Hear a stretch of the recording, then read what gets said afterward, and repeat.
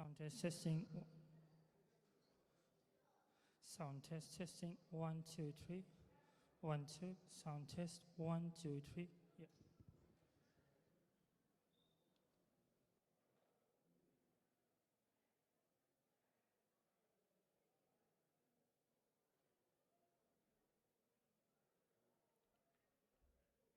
So please fill the front spaces first.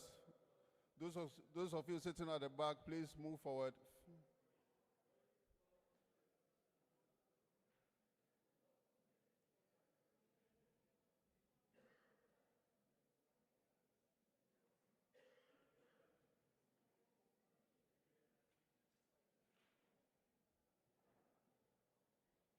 request everyone to take out your seats. Those still having their breakfast, please stop the breakfast. Let's start the program now.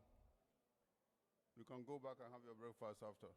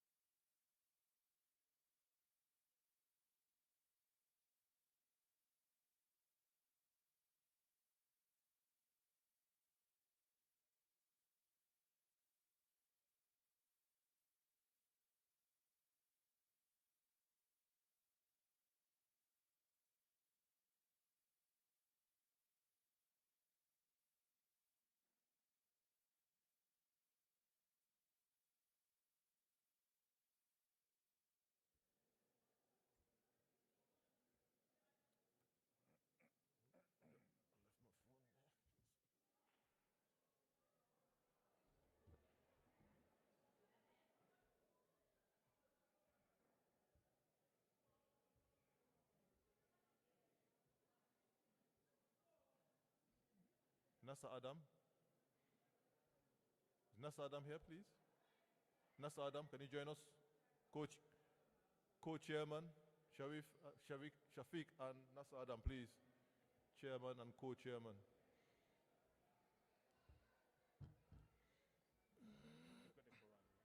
Okay. Are we good to go? Good to start? Yes. Okay. Alaikum. May I request everyone, please take your seats. Ladies, please take your seats. We're just about to start the program.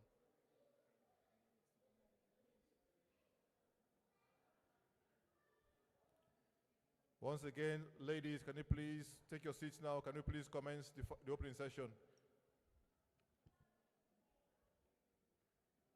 Can you please request all the ladies to take their seats now, please? Can we pause the breakfast? You can have breakfast after the opening session if you need to. Ahmed, can you tell Elijah the president, tell the seal some ladies just sitting and making noise? Madam President, can we please get the ladies to sit down? Let's start the opening session, please. Jazakallah. Bismillahir Rahmanir Rahim. Assalamu alaikum wa rahmatullahi wa barakatuhu. With due apologies for the delayed commencement of this opening session, we'll now start the opening session of Ijtema 2026. This is the 8th National Ijtema held under the auspices of our beloved Khalifa. I'll call upon Sharif Akiyami Sahib to please recite a portion of the Holy Quran. Tilawat of the Holy Quran, please.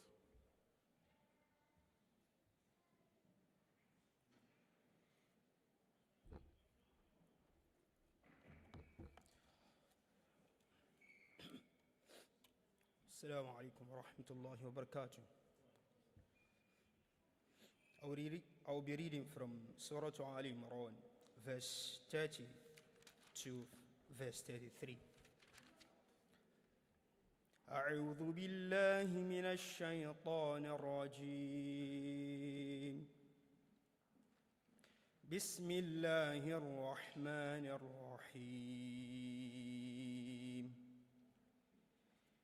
قل إن تخفوا ما في صدوركم أو تبدوه يعلمه الله ويعلم ما في السماوات وما في الأرض والله على كل شيء قدير يوم تجد كل نفس ما بينها وبينه أمدا بعيدا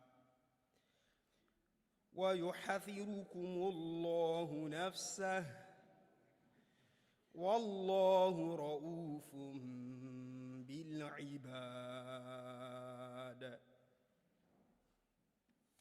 قل إن كنتم تحبون الله فاتبعوني يحببكم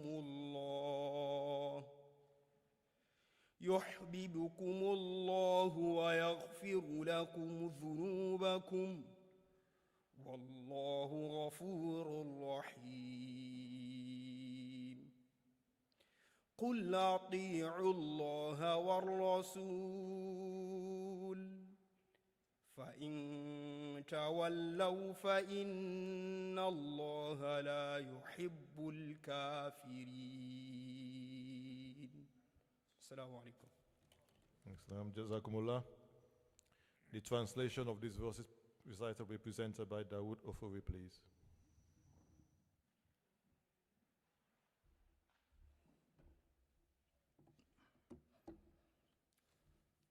Assalamu alaikum wa rahmatullahi wa barakatuh.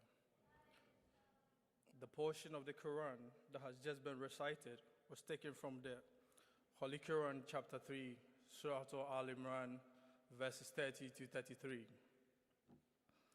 I seek refuge with Allah from Satan, the accursed.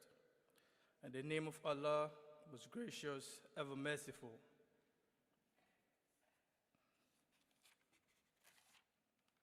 Say, whether you conceal what's in your breast or reveal it, Allah knows it, and He knows whatever that's in the heavens and whatever that's in the earth. And Allah has power to do all things. Beware of the day when every soul shall find itself confronted with all the good it has done and all the evil it has done. It will wish there were a great distance between it and that evil, and Allah cautions you against His punishment, and Allah is most compassionate to His servants. Say, if you love Allah, follow me. Then will Allah love you and forgive you.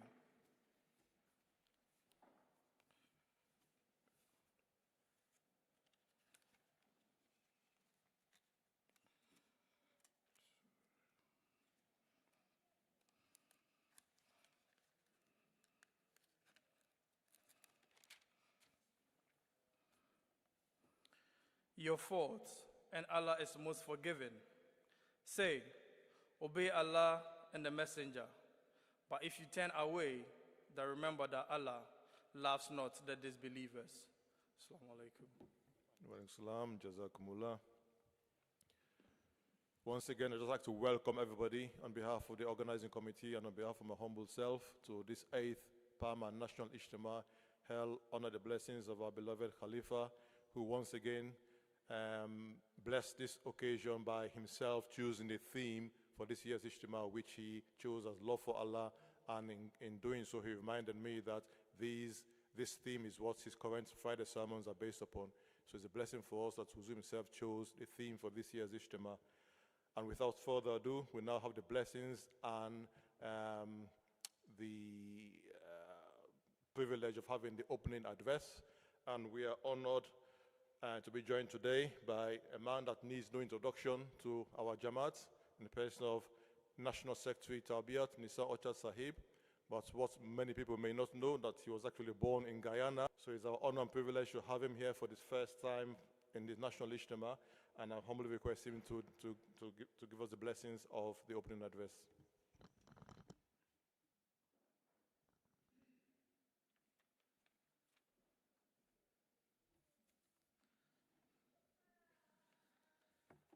Respected President of PAAMA, members of the PAAMA community, friends and familiar faces, I'd like to ask to come and deliver the opening address. I grabbed it with both hands. I grabbed that chance with both hands.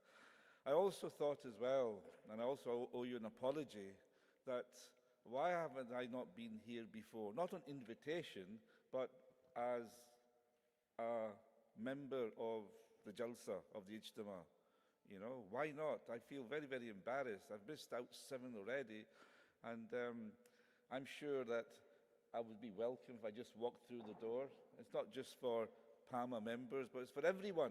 And this should be for more people, you know, not just for PAAMA members. So, again, I do apologize, and at the same time, inshallah, in the years to come, you know, you will see me sitting amongst the audience.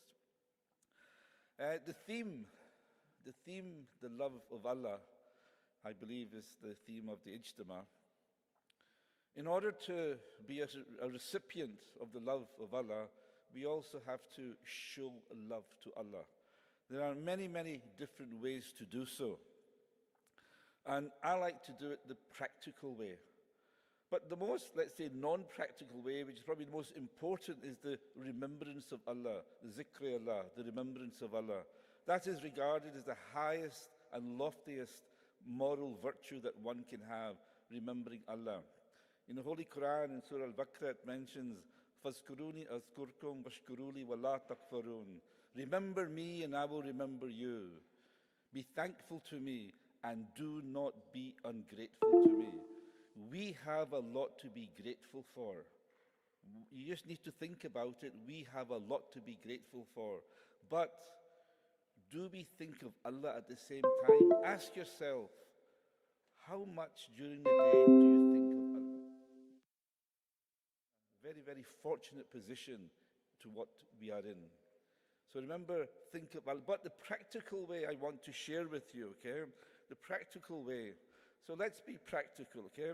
So in order to get closer to Allah, to love Allah more, I'm going to share with you certain aspects of every individual in this room of what you should be and what you should be practicing in order to show Allah that you love Him. First of all, we are all soldiers of Islam. We have to practice Islam to get closer to Allah. So first of all, we are all soldiers of Islam. What is a soldier? A soldier is one who has discipline, has obedience, and they fight in unison together. That is what we are. That is one of our strengths. We do things together, and we fight with the spiritual sword of Islam. The second aspect is that you are an ambassador of Islam in order to love Allah even more. Wherever you find yourself, whether it is at work, whether it is at going shopping, whether it is any function, we have to make sure that we conduct ourselves well, we speak well, we represent Jamaat Ahmadiyya Islam. We are an ambassador of Islam. We are also a preacher of Islam as well. Wherever we go, whenever we get the opportunity, we should spread the word of Ahmadiyya Islam. We have done our job. We have left a seed to wherever we have left it. And Allah, He will bring those hearts closer to Ahmadiyya. So remember, you're also a preacher of Islam.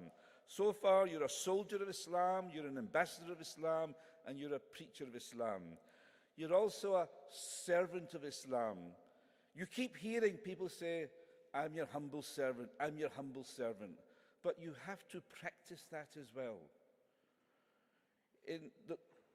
To be a servant, which is Abdullah, yeah? I believe that is the translation, Abdullah, a servant of Islam. The promised Messiah, peace be upon him, he said, if you are to be a servant of Islam, you also have to carry out all the commandments of Allah in the Holy Quran.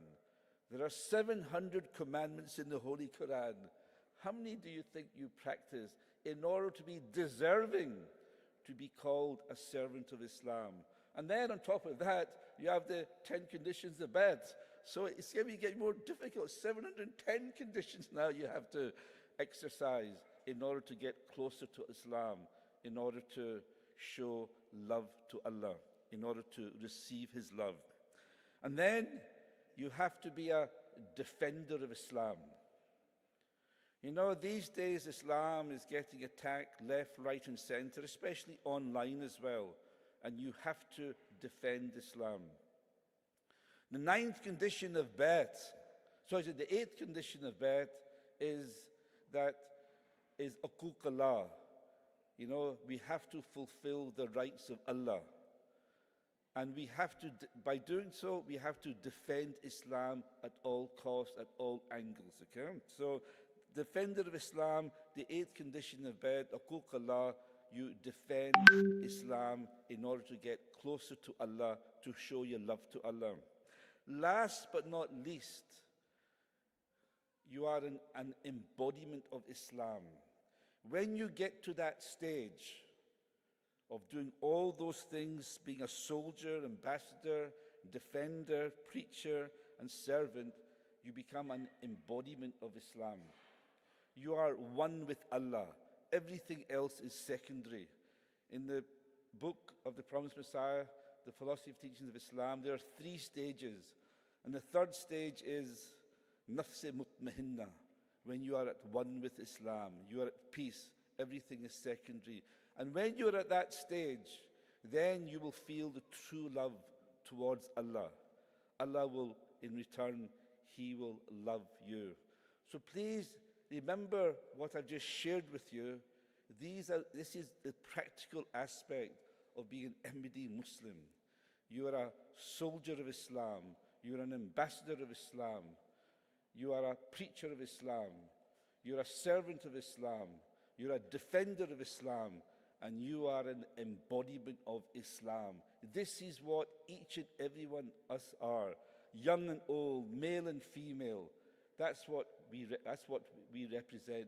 And this is what we should promote in life. Remember, these are your responsibilities. Every day, every minute of the day, this is what you have to think. The remembrance of Allah, be grateful, and remember your responsibilities. 6 responsibilities I've just shared with you.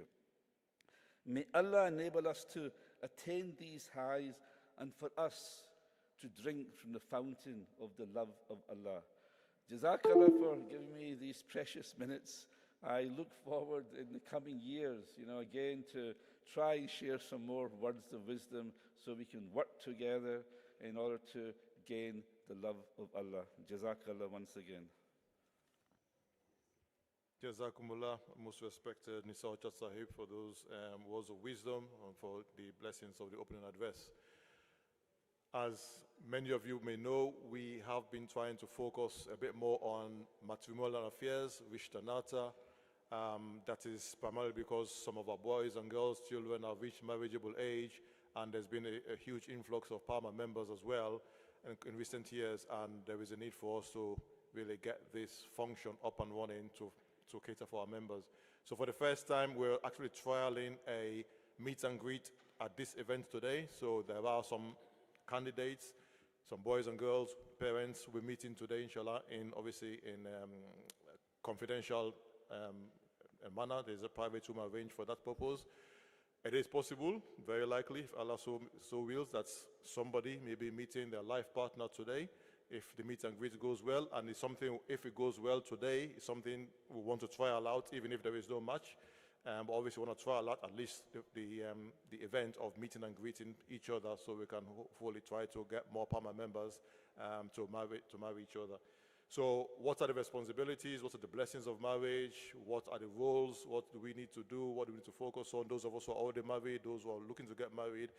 So for that, we have organized, we have requested our respected Murabi Silsila, Shehzad Ahmad Sahib, who's a member of the Review of Religions team, to come and give us a few words of wisdom on Rishtanata, please. Rishtanata address. Jazakallah.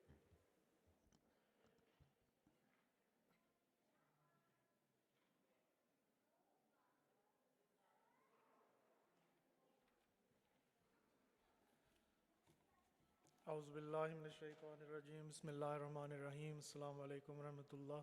To all the PAAMA members who I genuinely consider as me also being part of the PAAMA family. I've mentioned this to Tommy Saab many times. I see him, almost on a daily basis here at Batul Futuh. And I consider him my president as well of the PAAMA Association. And that's because, although the topic is Rishtanata, I'll just take maybe a minute or two and just talk about my connection with PAAMA as well, because it was over maybe 12, 13 years ago when I graduated from Jamia.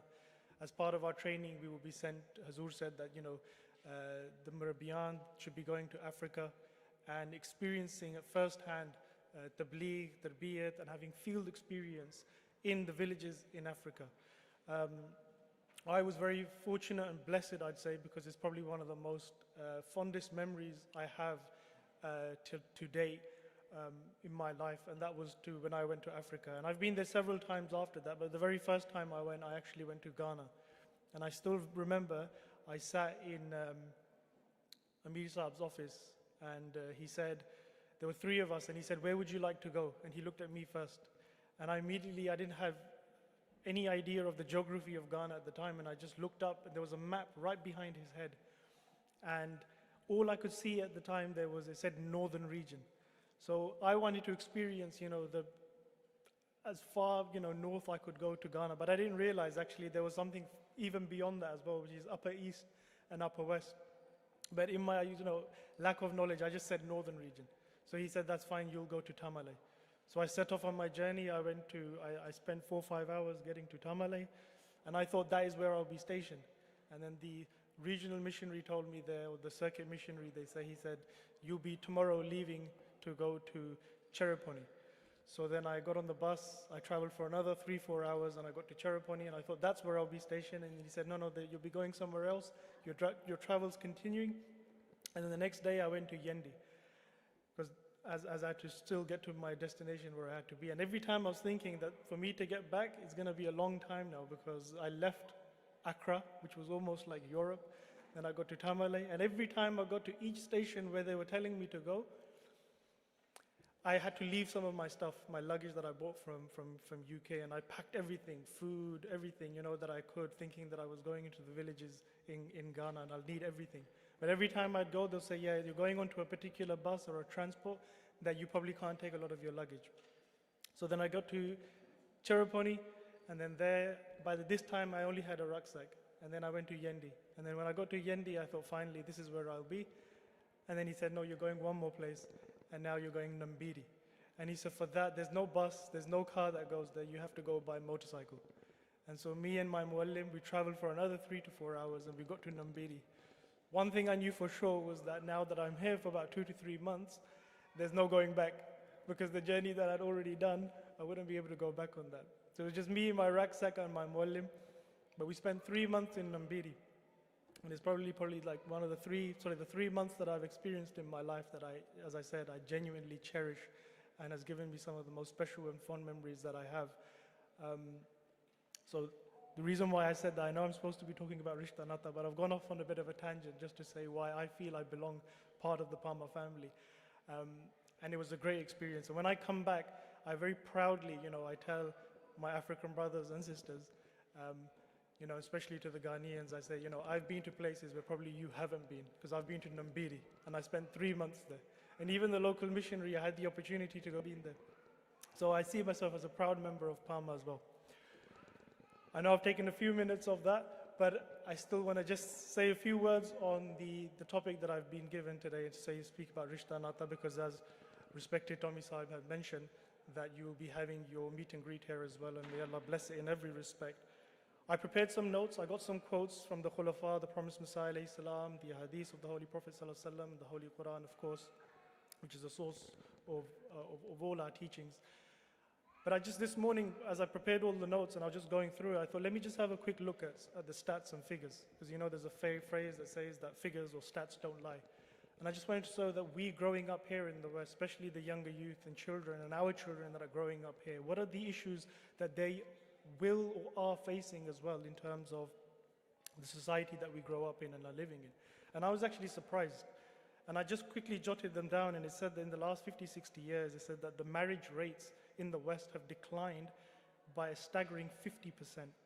It then said that the average age of marriage has now risen to over 30 in most countries in Europe. And it said, again, very alarmingly, it said that more than half of marriages end in divorce.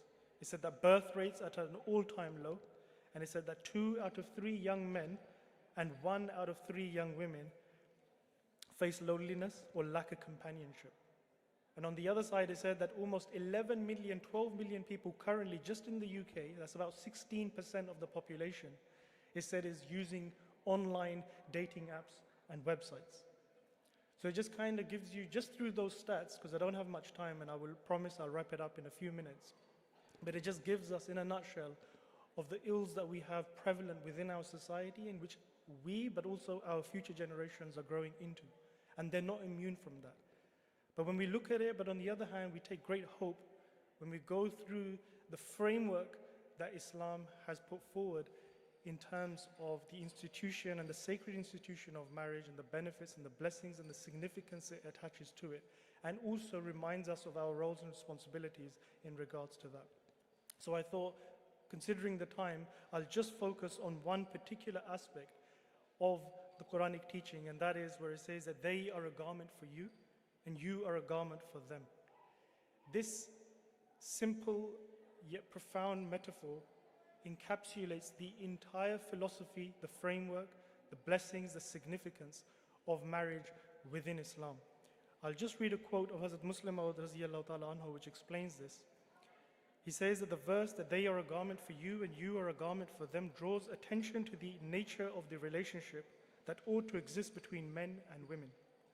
It teaches that it is essential for husbands and wives to serve as a garment for one another. He says that firstly, they should conceal each other's weaknesses. Secondly, they should be a source of adornment and beauty for one another. Thirdly, just as a garment protects the human body from the harms of heat and cold, in the same manner should a man and woman support one another in times of comfort and hardship. In moments of distress, they ought to provide mutual solace, reassurance, and inner peace.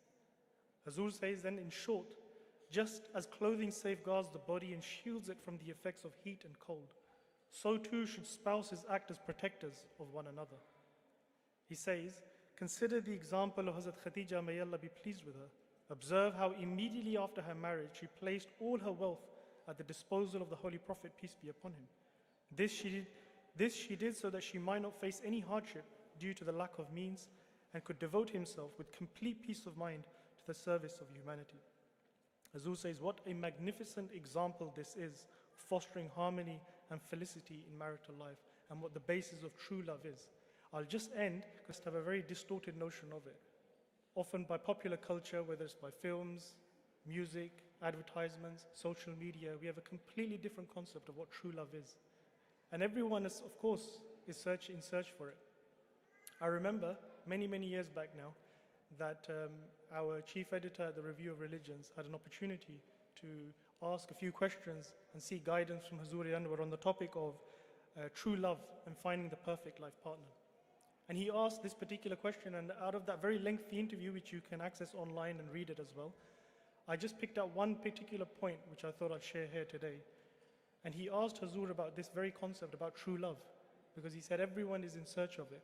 And as I said, I quoted those stats at the beginning, and it just shows that nowadays society is more focused on this fleeting, superficial relationship, quick-paced, fast dating, and so on and so forth. And they undermine and ignore the true concept of marriage. Hazur said something really interesting in his answer, and I'll just say a snippet of it. Hazur said that once Hazrat Ali radiyallahu ta'ala anhu's son asked his father, he said that, do you love me? And he said, yes, I do. He said, do you love God? And he said, yes, of course I do. So he said, how is it possible that these two loves can coexist? And he responded and he said that it is my love for Allah the Exalted that has created within me my love for other human beings. And Hazur mentioned an extremely important point following that. He said, in this case, love for another person becomes secondary, and the love of God takes precedence and becomes dominant. Indeed, this is spiritual love. And I feel this is probably the essence of probably what I wanted to say today as well, was that all our loves that we have, whether it's towards our parents, children, siblings, family, our spouses, all of it is rooted within this love. It is the love of Allah. When we develop a strong relationship with Allah the Almighty, just as Nisar Sahib just mentioned in his opening address, and which is the theme of your Ijtema this year, this becomes the bedrock, this becomes the source of all other loves. And it helps us in all our relationships, not just in finding our spouse, but also in every relationship that we have in life. So with that, I'll just take a few. I had a few other quotes as well, but I know that there's constraint of time as well. So I'll leave it there, and I wish you all the very best for your Ijtema as well. And hopefully with the few words that I've said, may you have very successful, blessed Ijtema, and the meet and greet initiative that you have started. May Allah bless it as well. And may you always be mindful of the fact that it is through our love of Allah the Almighty, when we make that as our precedence and our preference, then all other loves are secondary to it and are blessed in every respect of that as well. So Jazakallah wa ahsan al-jazak. Jazakumullah, respected Mubabi Sahib, for those words of wisdom. May Allah indeed bless this and enable us to act upon those words. We're almost at the end of the opening session. Before silent prayer to bring this formal session to a close, just request our Ijtema Nazimi Allah Chairman Sahib to just make some announcements and outline the program for today.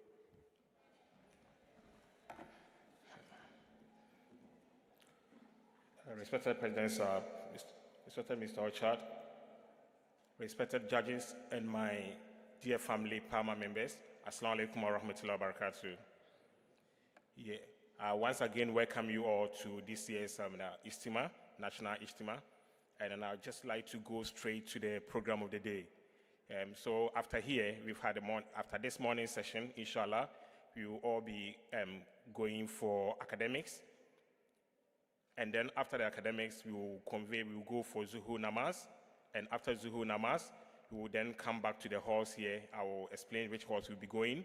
And we will then go back here again and then have our lunch. The men will go to the Nasser Hall. I will go through all the areas as well.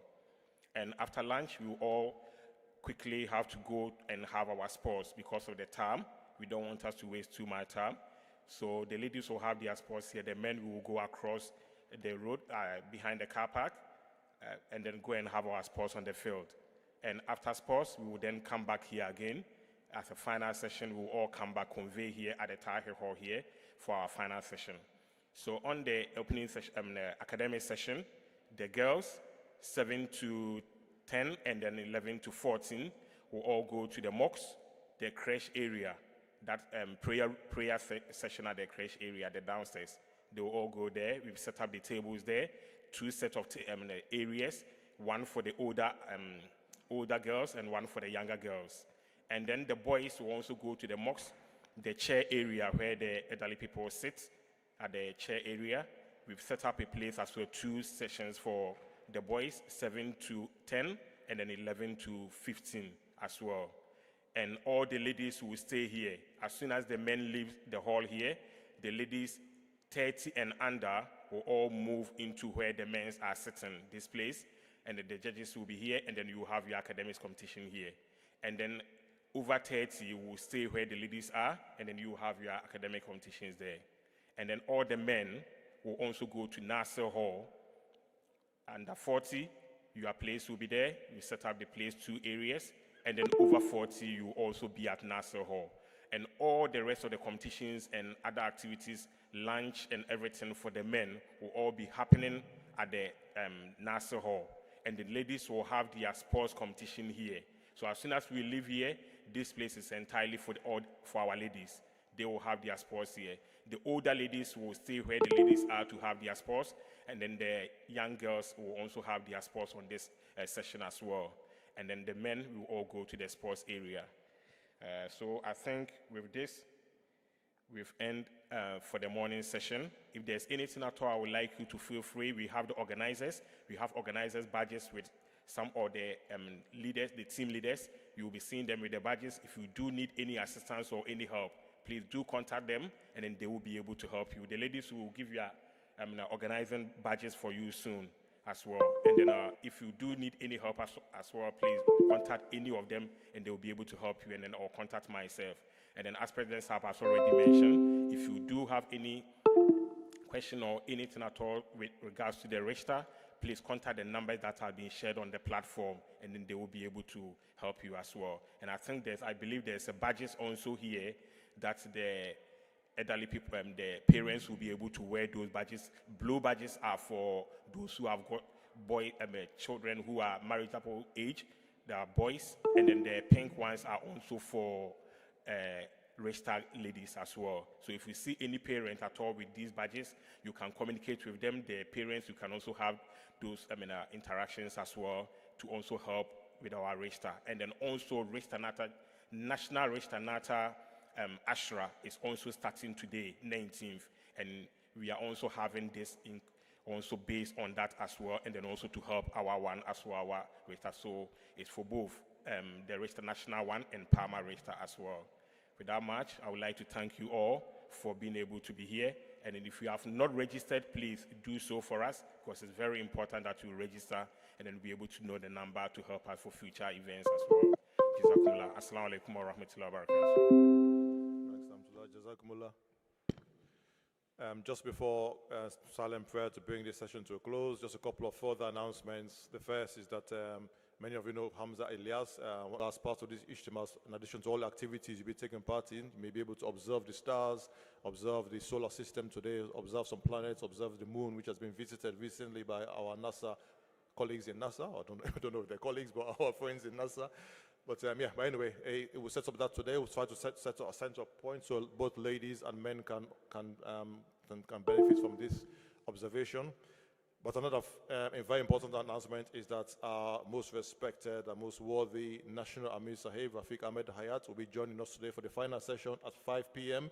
So it's very imperative that this program runs very smoothly, because Amir Sahib has requested to start and finish between 5 and 6, because as we know, he's very, very busy, and he even has Mulakat today, this morning. So please, 5 p.m., we all need to be seated here in this hall, ready to go. So sports team, we need to round up the sports across the fields and get back here and be seated waiting for Amir Sahib by 5 p.m., inshallah. So with that, I'll now request our respected Nisa Ocha to lead us in silent prayer and close this final session. Jazakumullah. Before I ask you to join hands, I just want to remind you, I mentioned that we are soldiers of Ahmadiyya Islam. That means we are disciplined, we are regimented, we are united, and we are obedient. We are obedient to our leader, our beloved Khalifa. He always prays for us, so we should remember him in our prayers. Please join me in a prayer. Dua kar le.